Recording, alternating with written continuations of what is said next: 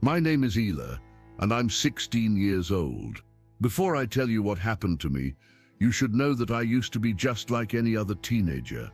I spent hours on my phone, scrolling through TikTok and Instagram, texting friends, and pretty much living my life through a screen. But everything changed on a rainy Tuesday evening 3 months ago. Mom was driving us home from my little brother Kevin's basketball practice. The windshield wipers were working overtime, squeaking back and forth as they tried to keep up with the heavy rain. Highway 29 was slick with water, and visibility was poor. Kevin was in the back seat, the glow of his Nintendo Switch lighting up his face as his thumbs moved rapidly over the controls. I remember being annoyed that he had the volume up too loud. "Can you turn that down?" I asked, not looking up from my own phone. "Just a minute," he mumbled. "I'm about to beat this level." I rolled my eyes and went back to scrolling through my feed. Mom glanced over at me. "You two should look out the window sometimes," she said with a smile. "There's a whole world out there." Yeah, I replied, not really listening. That's one of the things I regret most now, not paying attention to those little moments. Before we continue, please let me know where you're listening from. It would be nice to feel closer, even if we're physically apart. Also, don't forget to like. It will help this video to reach so many people who need to listen to this testimony, and leave a comment. Share your thoughts about this near-death experience testimony. Let's have a fair and open discussion so we can learn from each other here on this channel, and don't forget to subscribe for more of this content coming your way. Enjoy listening. Mom slowed down as traffic built up ahead of us. The rain was coming down in sheets now, drumming on the roof of our SUV. I remember feeling drowsy, lulled by the rhythm of the wipers and the patter of raindrops. The last thing I heard before it happened was Mom gasping. The semi-truck came out of nowhere. Later I found out that the driver had fallen asleep at the wheel. 1 minute we were crawling along in traffic, and the next there was a deafening crash as the truck slammed into the side of our car. The impact sent our SUV spinning across 3 lanes. Everything happened so fast, yet somehow in slow motion too. I remember the horrific sound of metal crushing and glass breaking. The airbags deployed with a bang that sounded like a gunshot. There was a moment of weightlessness as the car spun, and then blackness. The next thing I knew, I was floating above our car. At first I thought I was dreaming. I could see our mangled SUV below me, steam rising from the hood. Other cars had stopped, and people were running toward us. I saw a woman on her phone, probably calling 911, but the strangest thing was that I could see myself still in the passenger seat, slumped forward, blood trickling from a cut on my forehead. "Mom, Kevin," I tried to call out, but no sound came from my mouth. I watched in horror as paramedics arrived and began working on us. They pulled my mom out first. She was conscious but crying in pain. Then they got Kevin out. He looked so small and fragile on the stretcher as they loaded him into an ambulance. I tried to follow, to touch him, to tell him it would be okay, but my hand passed right through him. Finally, they removed my body from the wreckage. I was completely limp, and they immediately started CPR. "No pulse," I heard one of them say, "starting compressions." I watched as they loaded me into a separate ambulance, still working frantically to restart my heart. I tried to scream, to get back to my body, but instead I felt myself being pulled away. There was a tunnel of light, and I was moving through it. The sensation was strange, like floating in warm water, but also like flying.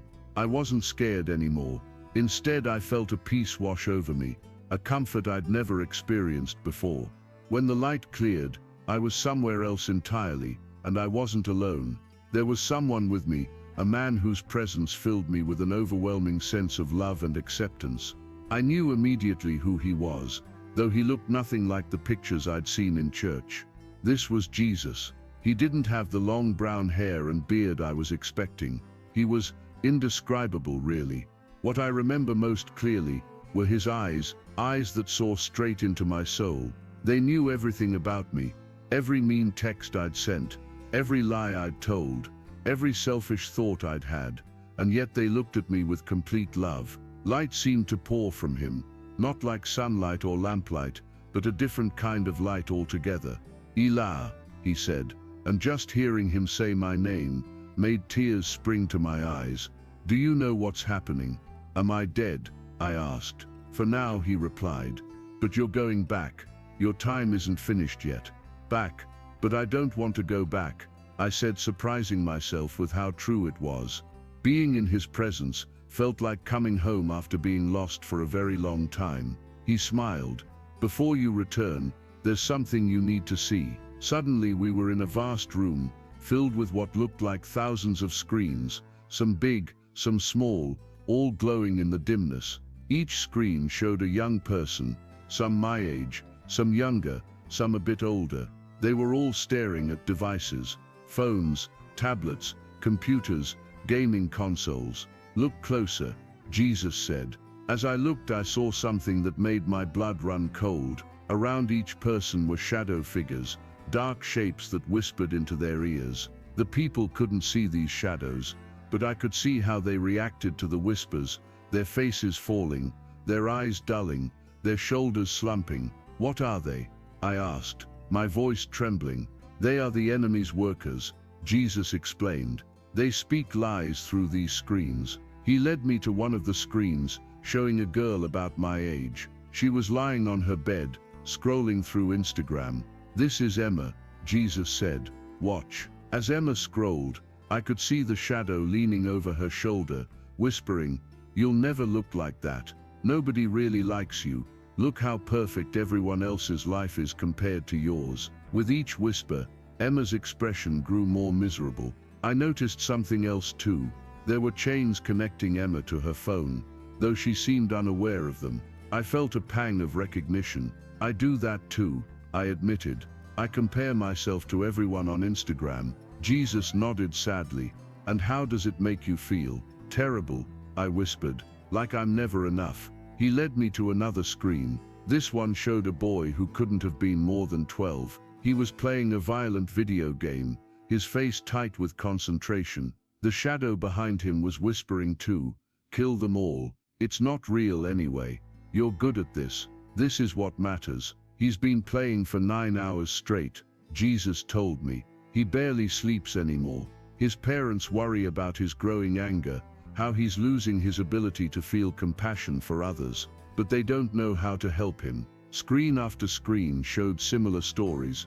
Teenagers sending cruel messages to classmates, young girls posting inappropriate photos, seeking validation, children accessing content that was warping their understanding of relationships and reality. Now, Jesus said gently, let me show you your own story. Between his hands appeared what looked like an hourglass, but instead of sand, it was filled with countless tiny glowing moments. These are your wasted moments, Ella.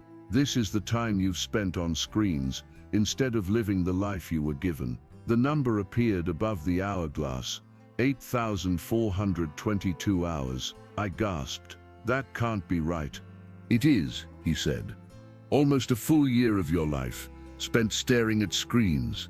Think of what you might have done with that time instead. And I could see it. Conversations I could have had with my mum, games I could have played with Kevin, books I could have read, skills I could have learned, sunsets I could have watched, stars I could have seen. But everyone does it, I protested weakly. Does that make it right? He asked. Then he showed me something else, moments when he had tried to reach me. Times when I'd felt a nudge to put down my phone and talk to someone who needed me, or go outside, or simply be still and feel his presence. Every time, I had chosen the screen instead.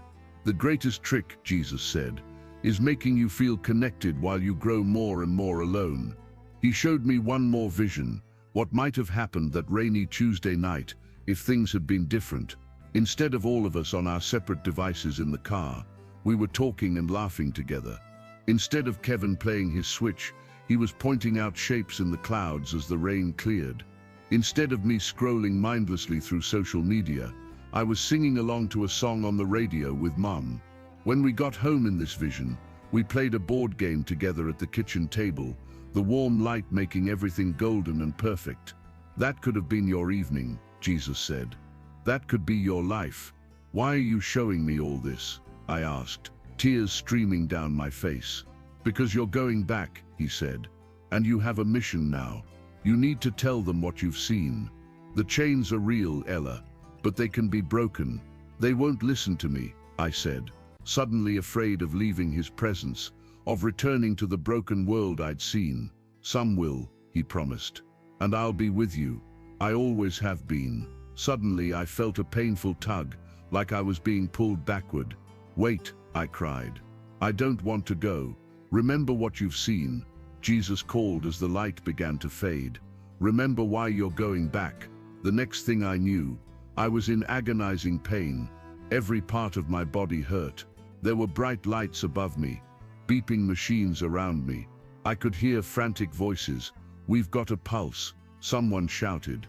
"She's back." The pain was overwhelming. I tried to speak but couldn't. There was a tube down my throat. Faces in surgical masks looked down at me, their eyes wide with shock. "Ella, can you hear me? Squeeze my hand if you can hear me," a doctor said. I managed to squeeze her hand weakly. "It's a miracle," she whispered to another doctor. She was gone for 12 minutes. Later I learned more about what the doctors called my medical miracle.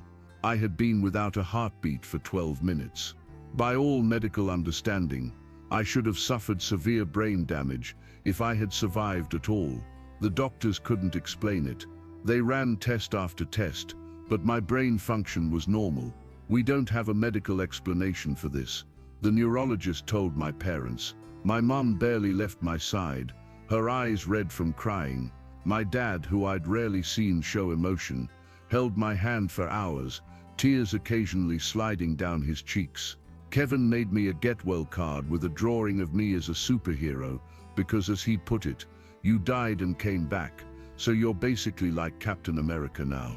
A few days after I regained consciousness, when I was able to speak again, I asked about my phone. "It was destroyed in the crash, honey," Mom said, looking concerned. "We'll get you a new one when you're better." To her surprise, I felt relieved.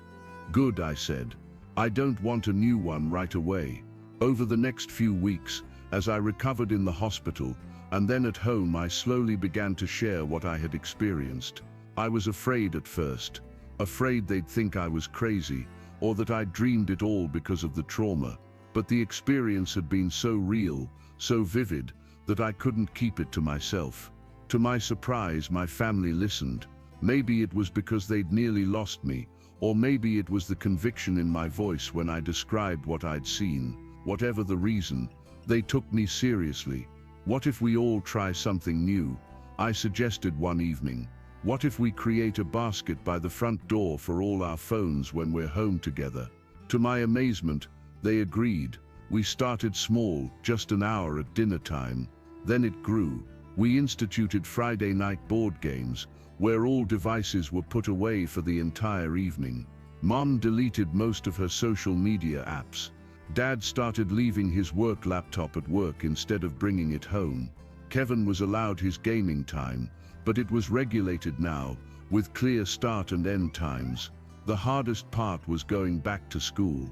My injuries had healed enough that I didn't look too different, except for some scars and the way I still walked with a slight limp.